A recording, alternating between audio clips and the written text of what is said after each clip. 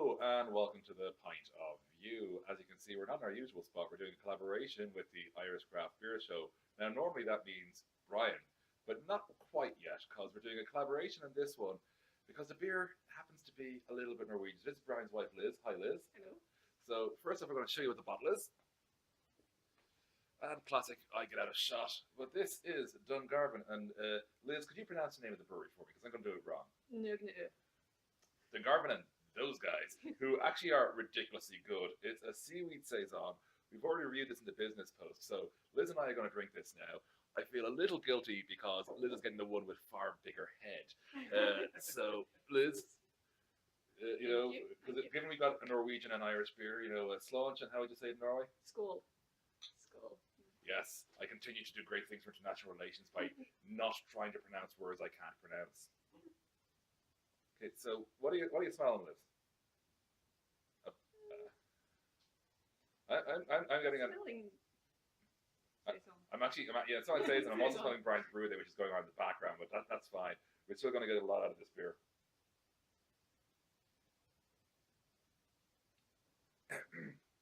Yeah, so it's a Saison, and I find it's very peppery for a Saison. It's a little bit more spark to it. I'm not sure if it's a seaweed. I normally have seaweed with sushi. Like, what are you getting yourself? I do not taste the seaweed. Oh, I don't really know what seaweed tastes like, but I don't think. Maybe that's a good thing. Maybe seaweeds just help with the flake with the body. My own impression was the seaweed really had more of an impact on the body than anything else. It's obviously, you see, it's about the right climate for a Saison actually.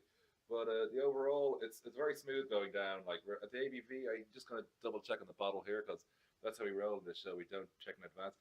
6.5%, which, being entirely honest, it tastes a lot lighter than that. That's a danger beer. As I was saying on the other half of this collaboration of the ICBS, which of course we're linking to somewhere down there, Brian made a beer. It tasted 4.5. My immediate fear was, is it more than 4.5? He reassured me it was. This tastes, I'd say, about the 5 range. You're right. It is very easy to drink, and it is lovely. And normally it's not my style of beer, but I do like this actually. Yeah, no, Saison for me, because I happen to have minor acid reflux problems. I know, really sexy thing to tell you all on screen. I always have Gaviscon nearby. This one, thankfully, I don't.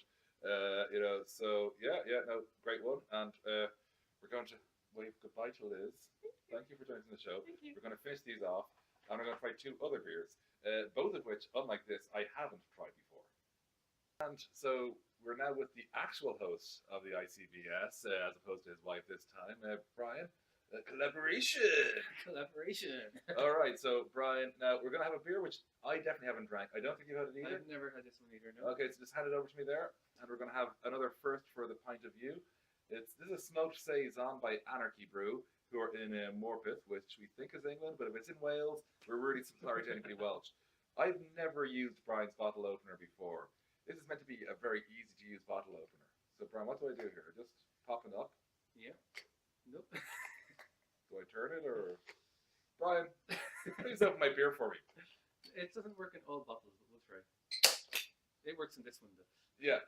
So now, right, that's quite smoky in another respect there. So I'm gonna pour Brian's here first for him, and let's hope I don't make a big kid of myself pouring this. I make too much head. Okay, that's actually nice and simple. Okay, so pour that for Brian. And it's a smoked Saison from Anarchy. Oh, there is smoke there. And Bagot Wines, I actually recommended it to a friend of mine who was buying me a beer. So Aoife Ross in Pembroke Slattery's Communications, or whatever you like to call yourselves these days. So a lot of your reputation on the line. We're just going to put this off. Okay, Brian, you're going wow. So let me. That's campfire smoky. Yeah, and we don't think Saisons are smoky either too much. I've never thought of Saisons as smoky.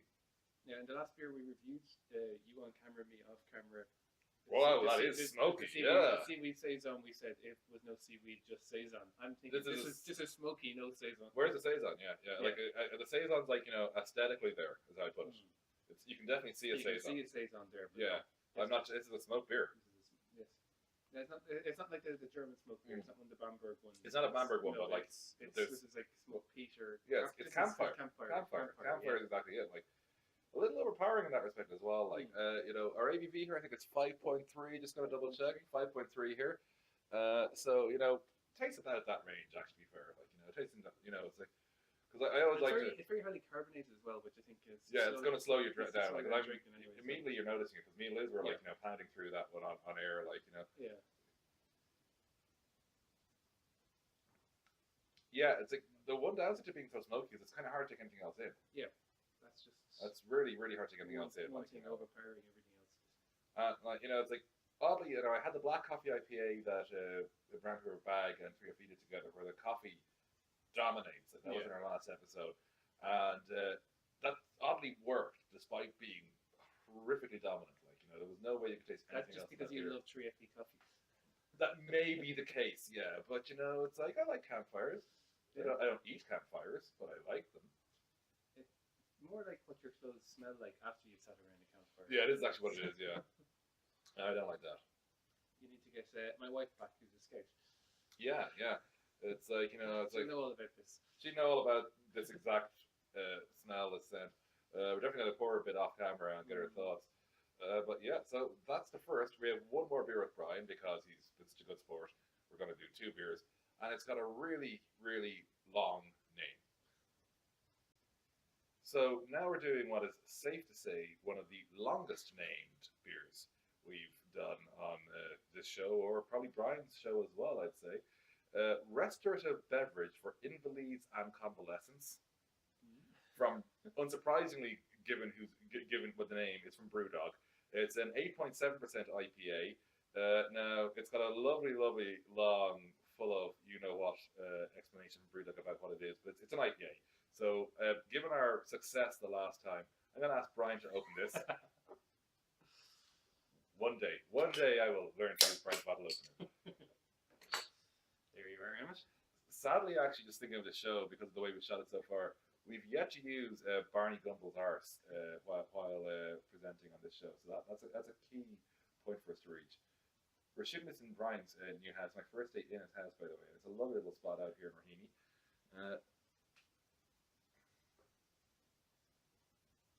Smells like an IPA.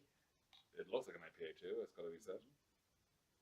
And we'll leave a little bit there for Mrs. Brian later.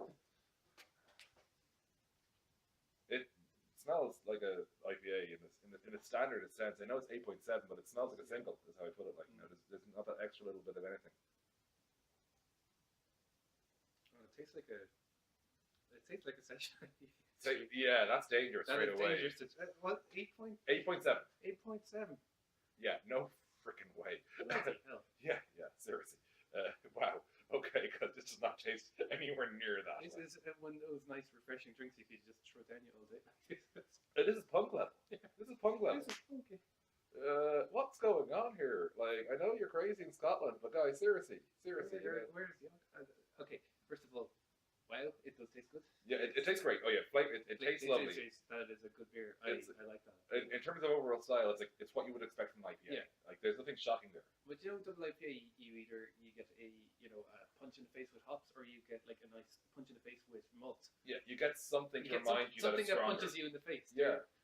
There's no punch in the face here. This is like maybe a light hug, maybe in the. Yeah, no, this is like, if you relabel this with a punk, type thing. I'm not saying it tastes like punk, but I'm saying but it's the same. I could drink it at the pace I drink punk. Yeah. And that's not a good thing, being honest, like here. Because, like, listen, we talk about danger beers a lot. The reason we call them that is because when I'm having a beer that's 8.7%, well, I always want to like it. You know what I mean? I want it to be drinkable. I want it to be drinkable at the pace that 8.7% is meant to be. Yeah. I'm not wanting it to be at 4%, 4.3%, which is what this is like. This is a 4.3% tasting beer, So yeah, definitely worth getting. I would definitely buy this again. Oh hell yeah. Yeah. But if you're gonna buy this, just bear in mind your timing and your circumstance. Like, this is a beer which is so ideal for barbecues. I'm definitely not bringing it to a barbecue. That's the risk. It's like this is a beer which pretty much will pair with any meal. Like it's because IPAs do. They pair with most. But you got to be thinking about what you're doing that evening. For starters, you're not driving if you're drinking this. Putting an understatement of all. Because seriously, this actually puts you over the limit on its own, one bottle of this. And beyond that, lovely beer, great, just shockingly mild. I really can't stress how easy this goes down. Yeah. Because obviously if you're getting to true IPA strength, you're thinking 5.5. This tastes weaker than 5.5 even. And it's like, yeah, no, great beer, really good. And most importantly, thanks to Brian and Liz, or Mrs. Brian as I called her on the show earlier, for joining us here and for having us in their wonderful new house here in Raheny. Our next show will be back in the really salubrious designs of Sunday Business Post Towers.